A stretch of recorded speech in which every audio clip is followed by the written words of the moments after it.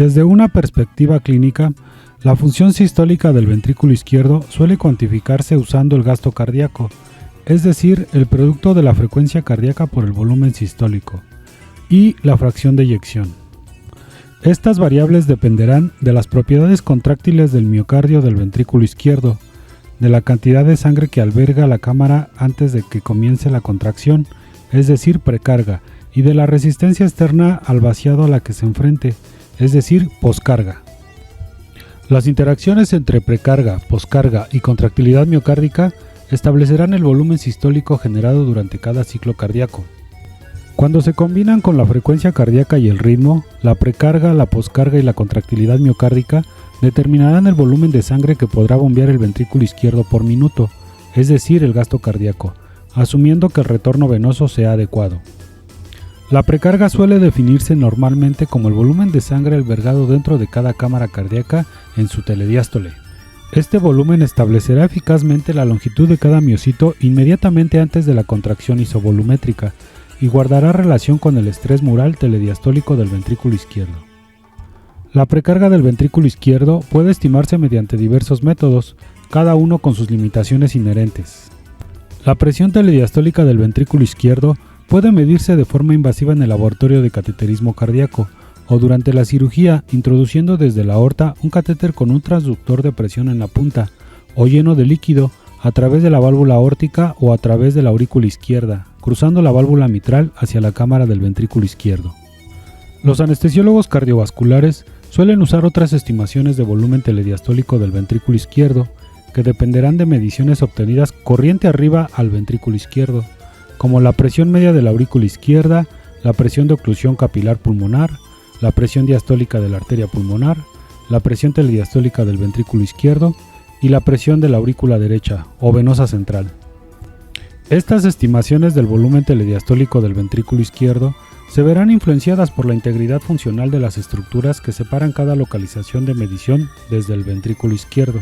La correlación entre el volumen telediastólico del ventrículo izquierdo, la presión de enclavamiento de la arteria pulmonar y la presión de la aurícula derecha será sumamente deficiente en pacientes con compromiso sistólico del ventrículo izquierdo, y la medición de las presiones situadas corriente arriba al ventrículo izquierdo podrían tener una utilidad clínica limitada para valorar la precarga del ventrículo izquierdo en estas circunstancias.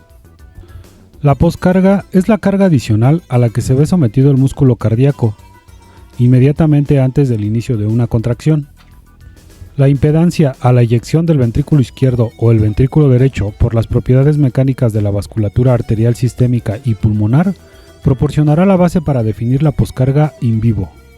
Las fuerzas mecánicas a las que se ve sometido el ventrículo izquierdo durante la eyección pueden usarse para definir su poscarga.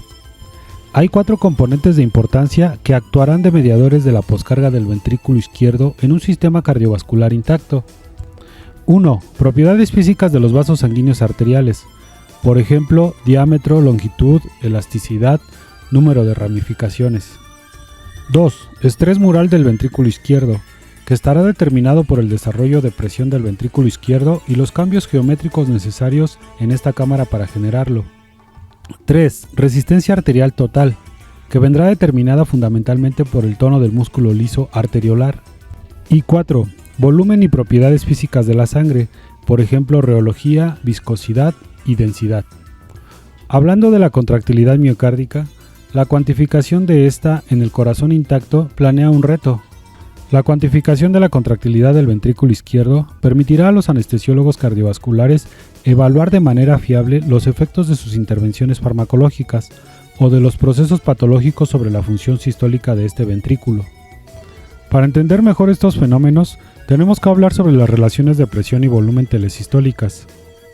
Como el ventrículo izquierdo es una cámara elástica, la relación entre su presión y su volumen puede describirse en términos de elastancia frente al tiempo, es decir, cociente de presión por volumen, durante el ciclo cardíaco.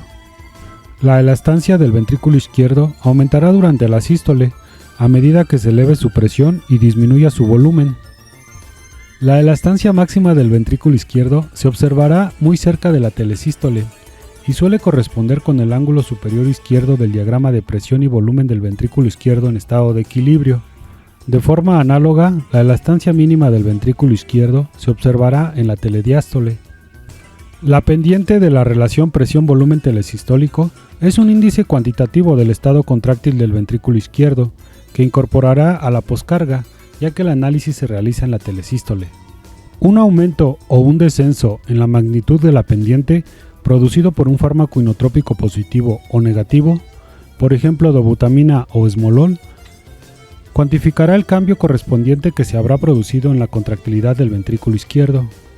El ritmo máximo de incremento de la presión del ventrículo izquierdo es el índice que se deriva con más frecuencia del estado contráctil global del ventrículo durante la contracción isovolumétrica. La precisión en la exactitud del ventrículo izquierdo exigirá una medición invasiva de gran fidelidad de la presión del ventrículo izquierdo que suele realizarse en el laboratorio de cateterismo cardíaco. Este análisis de presión también puede estimarse de forma incurrenta mediante ecocardiografía transesofágica en pacientes que vayan a someterse a cirugía cardíaca gracias a un análisis continuo de la onda de Doppler de la regurgitación mitral. Esencialmente, este incremento máximo de presión del ventrículo izquierdo es independiente de la poscarga, ya que el ritmo máximo de incremento de la presión del VI ocurre antes de que se abra la válvula aórtica, a menos que haya una depresión miocárdica grave o una vasodilatación arterial notoria. Sin embargo, la precarga influirá notablemente sobre el incremento de la presión máxima. De igual manera, este incremento de presión máxima estará influenciado por la masa del ventrículo izquierdo, el tamaño de la cámara y la presencia de patología valvular, mitral o aórtica.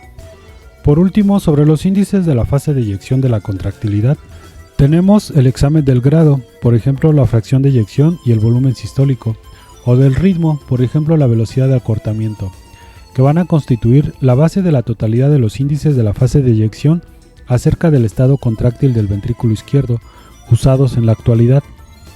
La fracción de eyección del ventrículo izquierdo podría calcularse usando una amplia gama de técnicas no invasivas, por ejemplo, angiografía radioisotópica, la resonancia magnética o la ecocardiografía. Los anestesiólogos cardiovasculares miden a menudo la FEBI mediante ecocardiografía transesofágica bidimensional. Se obtendrán imágenes medioesofágicas de 4 o 2 cámaras en la telesístole y la telediástole del ventrículo izquierdo. Estas imágenes se analizarán posteriormente aplicando la regla de los discos de Simpson. En el plano de eje corto mediopapilar, empleando imágenes obtenidas en telesístole y telediástole, se puede calcular el acortamiento fraccional y el cambio de área fraccional. Programas informáticos integrarán automáticamente las áreas telesistólica y telediastólica y se podrá calcular el área fraccional y el cambio de área fraccional. Bueno, pues eso ha sido todo por el tema de fisiología cardíaca. Fue algo extenso, pero lo quería hacer lo más completo posible como base para los temas que siguen.